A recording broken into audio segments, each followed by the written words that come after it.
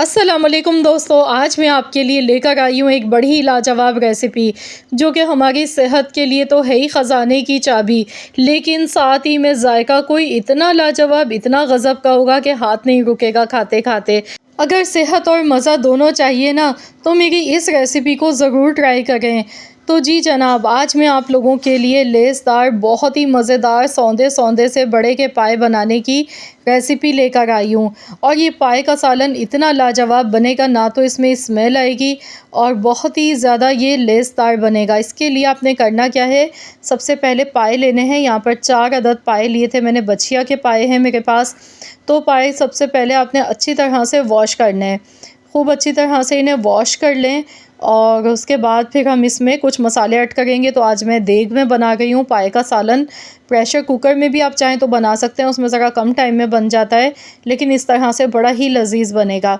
नमक 1 table spoon इसमें डाला है। 3 से 4 अदद तेज़पात के पत्ते इसमें शामिल कर दिए हैं। 2 बड़ी इलायची इसमें डालेंगे खुशबू के लिए। साथ ही में आधा चम्मच हल्दी पाउडर का शामिल कर देंगे। 1 टीस्पून इसमें सौंफ शामिल करनी है। अभी हम यखनी इसकी बना के तैयार करेंगे। पहला स्टेप यखनी तैयार करने का है। तो यहाँ पर जो पाए की जो यखनी है ना, वो जब बड़ी ही ज़बरदस्त बनेगी तो यकीन मानिए ये सालन भी बहुत ही लाजवाब बनेगा। डिपेंड करता है कि सबसे पहले जो इसकी यखनी है वो अच्छी तरह से बन जाए, क्योंकि जितने अच्छे पाए गले हुए होंगे उतने ही लेसदार बनेंगे। तो यहाँ पर मैंने इतना पानी डाला है कि ये अच्छी तरह से डूब गए। बार बार इसमें पानी नहीं डालना है, कोशिश करें एक बार में ही इतना पानी डाल दें कि ये अच्छी तरह से इसमें गल जाएं। तो यहाँ पर इसे पहले तेज़ आंच पे पकाएंगे। उबाल आने के बाद हल्की आंच पर मैंने टोटल 6 घंटे तक इसे पकाया है। अभी पाए को गलते हुए 5 घंटे हो चुके हैं। 5 घंटे के बाद आपको दिखा रही हूँ ये गल चुके हैं। और मज़ीद इन्हें और भी हम गलाएंगे, ताकि यहाँ आप देख सकते हैं, अंदाज़ा आपको हो रहा होगा कि गोश्त जो है वो हड्डी से अलग हो चुका है। लेकिन जितने अच्छे गले हुए पाए होंगे उतने ही लेज़दार और जायकेदार बनते हैं। तो चलिए अब इसका मसाला रेडी कर लेते हैं। इसके लिए कढ़ाई में सबसे पहले हमने आधा कप कुकिंग ऑयल लेना है। ऑयल का इस्तेमाल बहुत ज़्यादा नहीं करना है। 2 दरमियाने साइज़ की प्याज लेंगे, रफली कटी हुई। अब हमने प्याज को गोल्डन कलर आने तक अच्छी तरह से फ्राई करना है। प्याज का कलर जब तक गोल्डन नहीं हो जाता है तब तक हमने इसे अच्छी तरह फ्राई करना है। यहाँ आप देख सकते हैं जिस तरह हम कौरमे की प्याज फ्राई करते हैं उसी तरह से हमने सुनहरा कलर आने तक प्याज को फ्राई कर लिया। अब 2 टेबल स्पून भर के पिसा हुआ लहसुन अदरक का पेस्ट इसमें शामिल कर देंगे। कुछ सेकंड्स के लिए चम्मच चलाते हुए इसे अच्छी तरह से मिक्स करेंगे। और अब इसमें मैं थोड़ा सा पानी ऐड कर दूँगी ताकि प्याज हमारी जले नहीं, प्याज का कलर ज़्यादा डार्क ना हो जाए। तो यहाँ पर पहले इसमें हम थोड़ा सा पानी ऐड कर लेते हैं, आधा कप के बराबर। अब इसमें हम दही डालेंगे 3 टेबल स्पून। 3 चम्मच भर के दही के इसमें शामिल कर देंगे। अच्छी तरह से इसे मिक्स करेंगे फ़ौरन चम्मच चलाते हुए, ताकि दही फटे नहीं।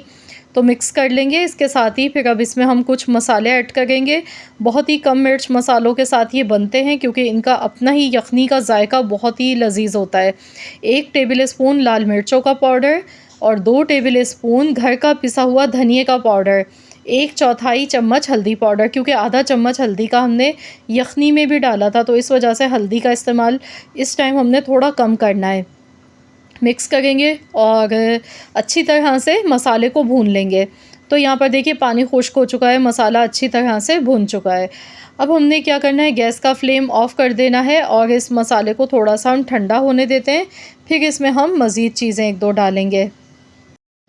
तो अब हमने क्या करना है, मिक्सी का जार लेना है और इसमें ये पूरा मसाला हमने डाल देना है। अब इसमें जायफल जवतरी का इस्तेमाल होगा। 1 फूल जवतरी का लेना है, 1/4 टुकड़ा जायफल का लेना है। ये दोनों चीज़ें हमने शामिल कर देनी है। अब इस मसाले को पीस लेंगे, इसका फ़ाइन सा पेस्ट बना लेंगे।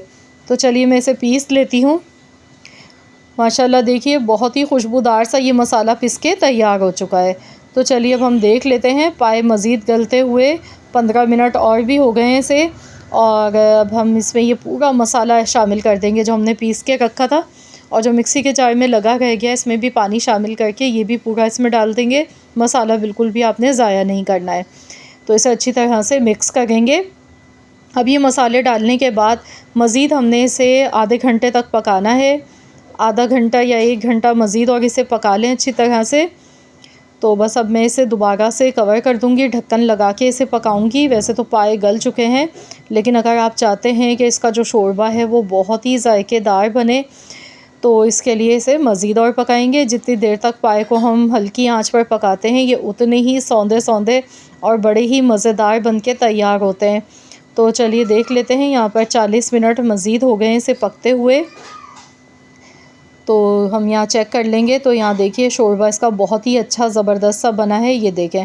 और इतने अच्छे ही गल चुके हैं कि ऊपर जो ये आपको नज़र आ रहा है ना, ये जो नली होती है हड्डियों में तैरती हुई नज़र आ गई है शोरबे में। तो शोरबा इसका बहुत ही ज़ायकेदार बना है। अब इसमें 1 चम्मच भर के पिसा हुआ गरम मसाला पाउडर इसमें मैंने शामिल कर दिया है। अच्छी तरह से मिक्स करेंगे और फिर हम इसमें बारीक कटा हुआ हरा धनिया शामिल कर देंगे। 1 गड्डी हरा धनिया मैंने लिया है, तो ये इसमें डाल देंगे। अब इसे अच्छी तरह से मिक्स कर लेते हैं।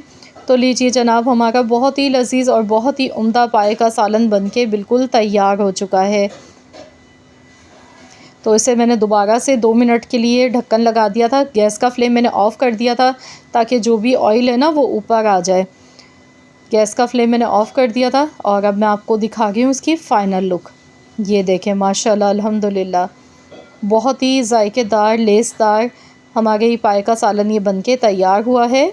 और ये बहुत ही ज़्यादा फ़ायदेमंद होता है जिन लोगों बहुत ज़्यादा कमज़ोरी फ़ील होती है, थकावट फ़ील होती है या फिर जोड़ों में दर्द रहता है, तो वो लोग इसका इस्तेमाल ज़रूर करें, क्योंकि ये बहुत ही ज़्यादा ताकतवर होता है, क्योंकि हड्डियों के जूसेस होते हैं इसमें और ये हमारी बॉडी के लिए, हमारी हड्डियों के लिए बहुत ही ज़्यादा फ़ायदेमंद होता है।